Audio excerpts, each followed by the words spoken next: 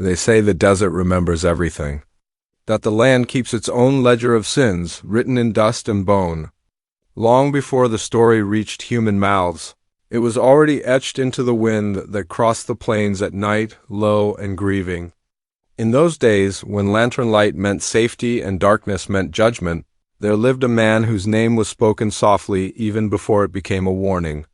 He was a cowboy shaped by labor and loneliness, a figure cut from leather and silence, married young to a woman as hard and quiet as the land itself. She had followed him into a house that breathed dust and cold, where love was not spoken but endured. Their marriage was a long winter, no cruelty loud enough to be noticed, no tenderness strong enough to survive.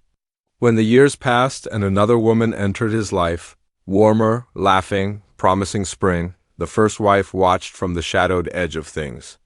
No one saw her grief because it made no noise. No one heard the storm building behind her eyes. They only noticed when the fire began to smell wrong, when the air thickened with something bitter, when silence started to feel sharpened.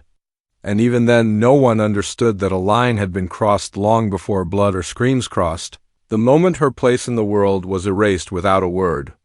The night before the second wedding, ash drifted across the yard like black snow, though no fire burned. Somewhere far off, a coyote cried and then went quiet, as if it too sensed what was coming and chose not to witness it. The second wife arrived like a rumor made flesh. She wore color where the first wore gray, laughter where the first carried endurance. The town welcomed her because towns are hungry for novelty, for anything that feels like life moving forward. The cowboy stood taller beside her, as if he had finally stepped into the man he believed he was meant to be. Papers were signed, hands shaken, a union made official under a sky that watched without comment. The first wife did not attend. She remained in the old house, moving slowly through rooms that no longer belonged to her, touching walls as if memorizing them. Every sound felt louder than it should have: the creak of boards, the kettle's whisper, her own breath. She prepared a meal as she always had, hand steady, face unreadable. In the pot, herbs swirled with something else, something learned in desperation and whispered exchanges with women who knew about endings. When the cowboy returned, the house felt different, heavy with waiting. He ate without suspicion, fatigue dulling his senses, trust doing the rest. Night closed in like a held breath. When the drug took hold, it was not sudden, but sinking, pulling him down into a place where dreams and waking bled together. What followed was not spoken of in detail by those who found him later, only described as an unmaking, a deliberate act meant to strip him of more than flesh. It was punishment shaped like symbolism, a wound meant to echo. The first wife left before dawn, her footprints erased by wind, her face already becoming a story no one could quite remember correctly. Inside the house, the fire burned low, its embers glowing like watchful eyes, as if bearing witness to something that could never be undone. By morning, the house was filled with voices that didn't know how to lower themselves. Men stood in doorways, hats pressed to chests, women whispering prayers that sounded more like excuses. The cowboy lay pale and broken, wrapped in sheets that could not hide what had been taken from him. Doctors shook their heads, not from ignorance but from finality. Some injuries announced themselves as endings, and this was one of them. Word spread quickly, but truth fractured as it traveled. Some said it was madness, others witchcraft, others justice. The first wife's name twisted with each telling, her silence filled in by imagination. She became a figure of shadow, a cautionary shape parents warned their daughters about.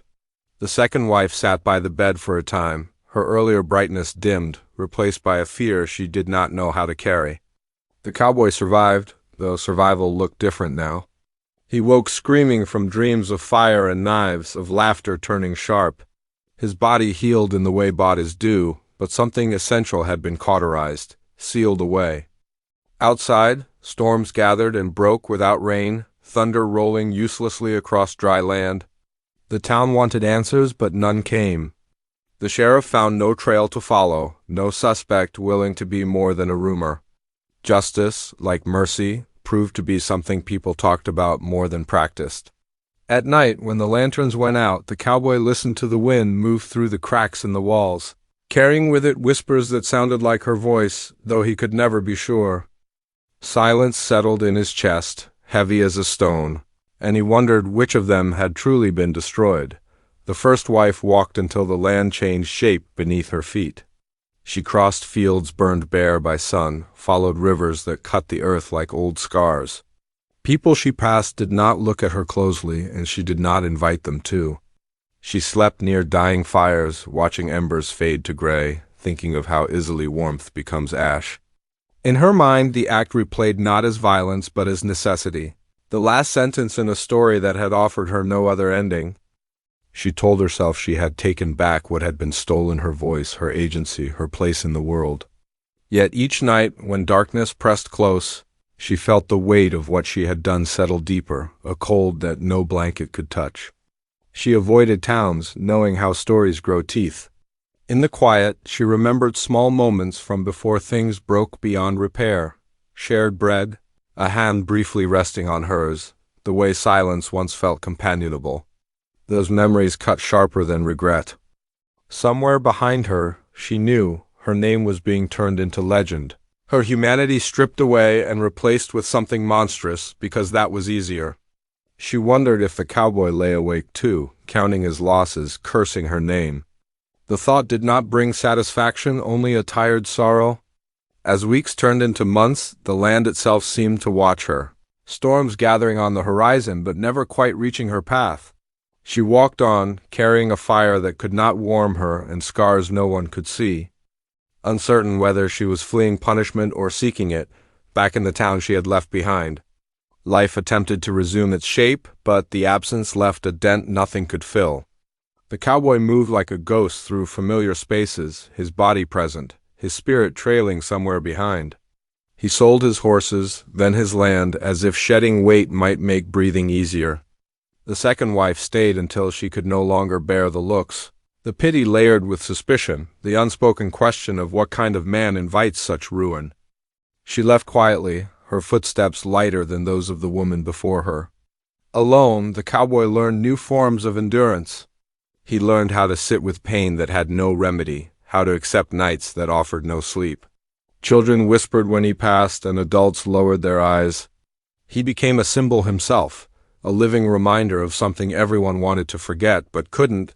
On certain evenings, when storms rolled in and lightning split the sky, he felt a strange pull, a sense that the land was calling him to account. He began to walk at night, following paths that led nowhere, stopping at places where fires had once burned. In those moments, he did not feel anger so much as a vast, hollow grief for himself, for the woman who had vanished, for the life that might have been if silence had been broken sooner. The wind carried names he no longer spoke aloud.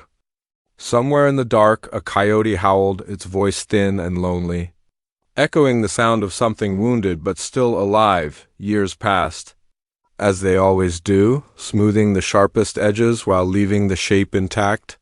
The story hardened into folklore, told with lowered voices around campfires, each teller adding their own judgment.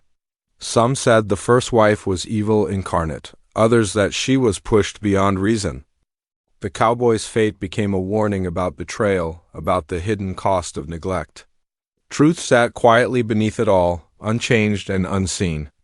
Travelers passing through the region claimed to feel a heaviness near the old house, now collapsed into itself, its beams blackened like old bones. They spoke of hearing whispers when the wind picked up, of seeing a lone figure walking at dusk where no road ran. Whether these were ghosts or guilt made flesh, no one could say. The land did not clarify. It simply held the memory, patient and unyielding. Fire still burned in hearths, storms still crossed the plains, and silence still fell thick after dark. The cowboy, older now, eventually disappeared from town records, his ending as unclear as the woman's. Some believe they met again somewhere far from judgment, two broken figures standing in the same wind. Others said the land itself swallowed them both, claiming its due. Even now, when the fire dies low and ash drifts upward, people swear they can feel the echo of that night, a reminder that cruelty does not always roar, that love neglected can curdle into something unforgivable, and that the desert never forgets what is done upon it.